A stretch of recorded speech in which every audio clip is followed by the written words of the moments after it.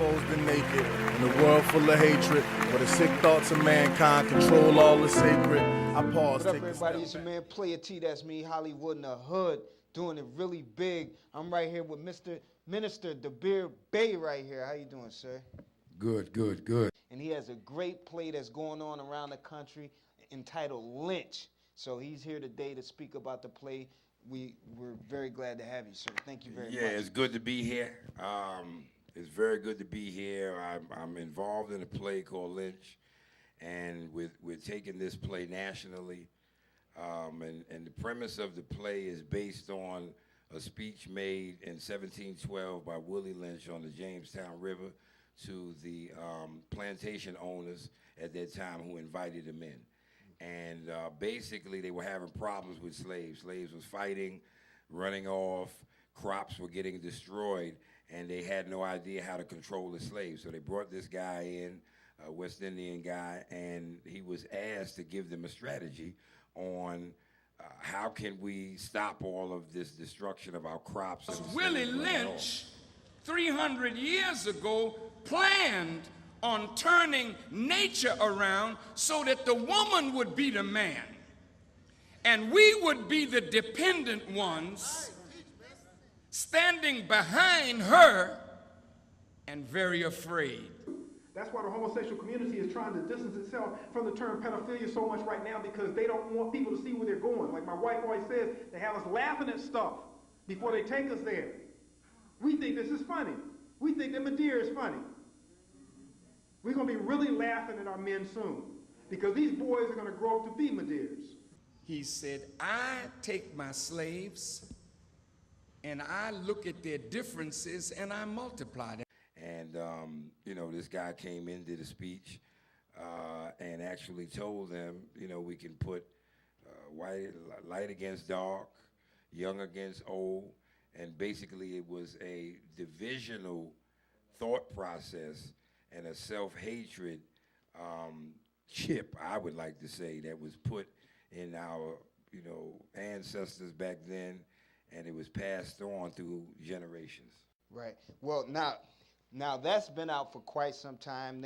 They talk about it in the public schools. They talk about it a lot. Now, you were telling me, we were having a candid conversation saying you had never seen anyone get this creative and bring Willie Lynch to the forefront like this play has. Right, and the play has dance in it. The play has connections, clips of the actual Willie Lynch and how he, not the actual, but how he was operating back then and how it's affecting us today. The school, you know, they put a spin on it, but the term lynching came from that.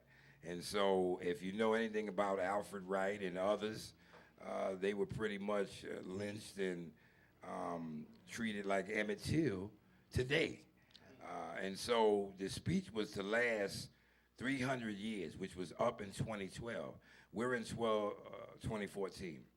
And so we're still perpetuating this, and we're not realizing how it's connected to that. Right. And this is what I would like to see, that our folks realize that you can't fix a problem until you first identify where it started. And then he said, you got to reverse the natural tendency of the black woman to depend on the black man. See, as African people, what you read in the New Testament, God is the head of man, man the head of woman, woman the head of the child. That's the natural order. Willie Lynch said, let's reverse it. Turn the woman away from depending on the man and make her depend on us. She must find no black man to trust, trust only us. You gotta study that woman.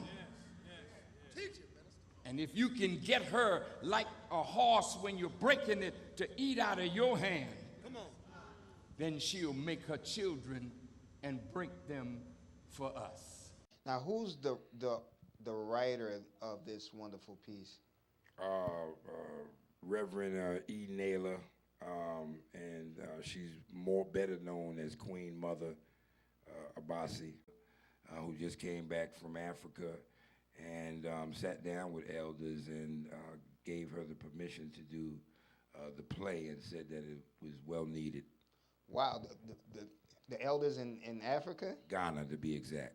Wow, that's amazing.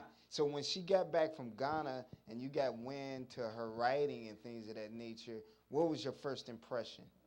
My first impression of it was powerful, how the song and dance and creative art expressed Lynch, and showed the cost of freedom to us as a result of Lynch. I mean, that microchip, as I like to call it, which has information on it, that microchip was planted way back when, and it's still taking effect. I mean, look at the violence.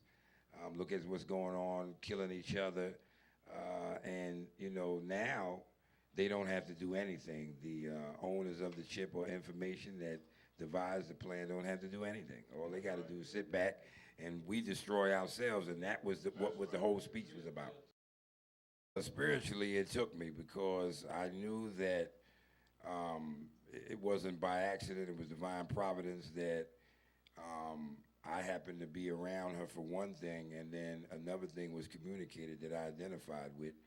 And so it just kind of like, the dots connected, and, she asked me to get involved, and she was doing it locally in Cleveland, Kent State, Negro Women's Association, and other venues in the city.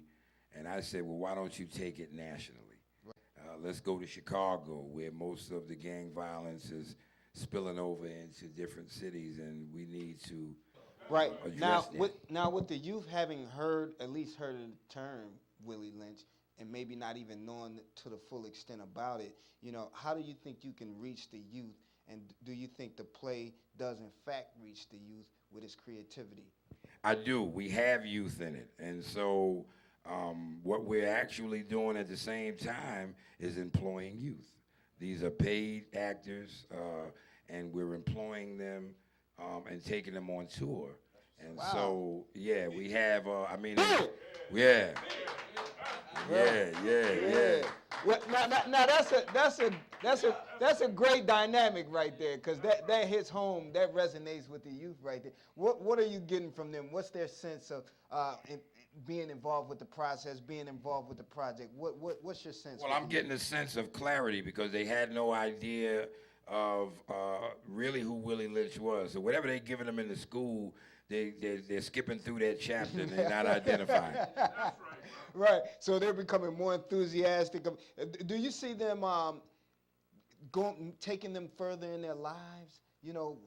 Being the fact that they're being involved with this, being exposed to something they didn't know before. Do you think it's going to help them out in their lives? I do very much. To be quite honest, I believe if we can identify the chip with the information and remove that chip, I believe we have a better chance at really surviving without killing each other and ourselves. Right. Now, yeah. Well, I'm hearing that you're working an angle to get it out to Chicago and maybe even deal with Moss Mariam. Yes, that's correct. I'm in communication with student minister Ishmael Muhammad, and we're looking for some support in that area as to how we can collaborate, because Chicago is having major violence issues.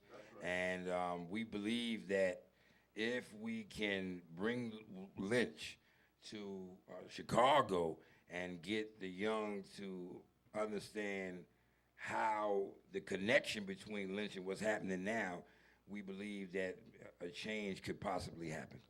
Right. Now, how do you think audiences around the country, around the world, will receive this play? Well, a lot of them are going to probably, be kind of anxiety, I guess, about it to some degree, because it exposes the plot against a particular people, and how the profit from the degradation of the people and destruction of the people plays a role into possibly their ancestors. However, I will say this, that it's identified as the tour is under the cost of freedom, but it's featuring the epic play Lynch.